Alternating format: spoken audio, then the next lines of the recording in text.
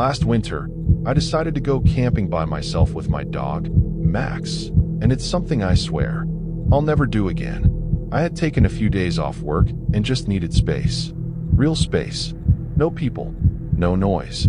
Just me, my dog, and the woods. I loaded up my truck with my gear and drove down a long, narrow trail that cut deep into a state forest. The road barely looked maintained, just packed snow and solid ice the entire way. No other cars, not a single one. And that should have been my first warning. After nearly an hour of driving, I pulled off into a small clearing that looked like it hadn't been used in years. From there, Max and I hiked another 20 minutes until we reached a small, open area surrounded by thick trees. The snow was untouched, completely clean. No footprints, no signs of anyone else being around. That's exactly what I wanted, or at least what I thought I wanted.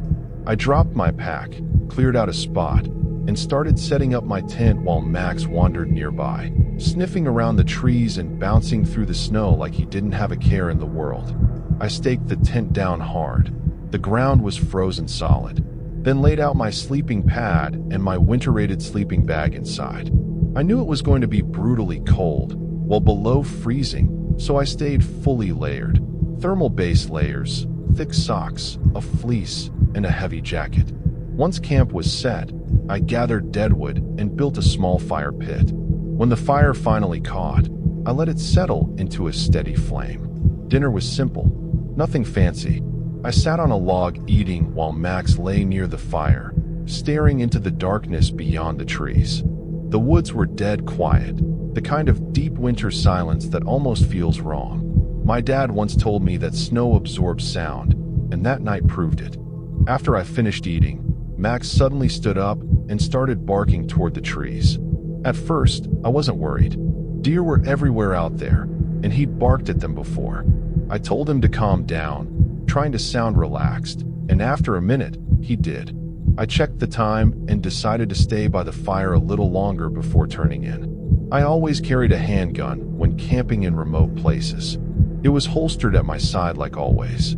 At that moment, I felt completely fine. About 20 minutes later, Max started barking again, this time louder, sharper. Then I heard it too. Footsteps, crunching through the snow somewhere in the woods. I stood up slowly and listened.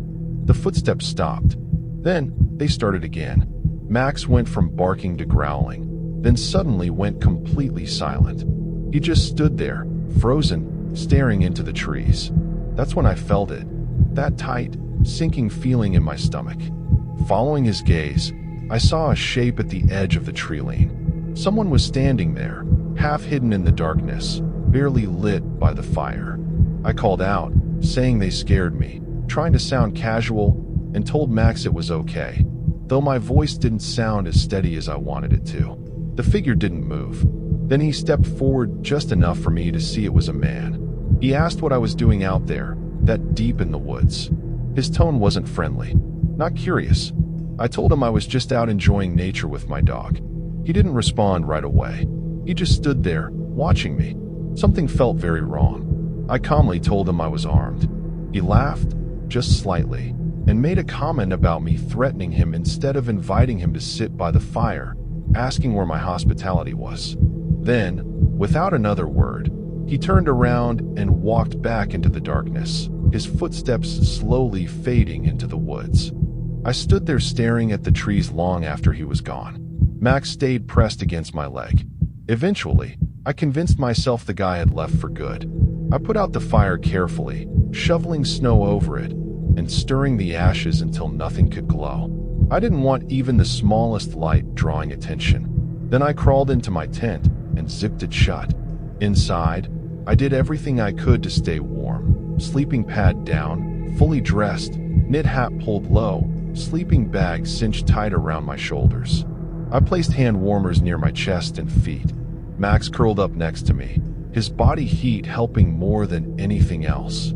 I lay there listening to the woods, or rather, the complete silence. After a while, Max started growling again. Then I heard it. Footsteps. In the snow. They stopped. Max went quiet, but his ears stayed alert. Then the footsteps started again, closer this time. Slower, more deliberate. They came right up to the tent and stopped. Max began howling loudly. I whispered for him to stop, terrified of drawing attention. When he did, he went back to a low, constant growl. Whoever it was just stood there outside the tent. I could hear subtle movement, like someone shifting their weight in the snow. I had my gun in my hand now, my heart pounding so hard it felt like it might give me away. But I didn't want to make threats I couldn't follow through on. I've never shot anyone, and I don't think I could, not even in self-defense. Finally, I couldn't take it anymore. I cocked the gun and said, as clearly as I could, that I was armed, and that whoever was there needed to leave. Now, there was silence. Long, heavy silence. Then footsteps again, moving away from the tent. Slowly at first, then faster, until they disappeared completely into the woods. I never unzipped the tent to look. I stayed frozen for hours. Max stayed alert the entire time, which was the only reason I eventually drifted off in short, restless bursts.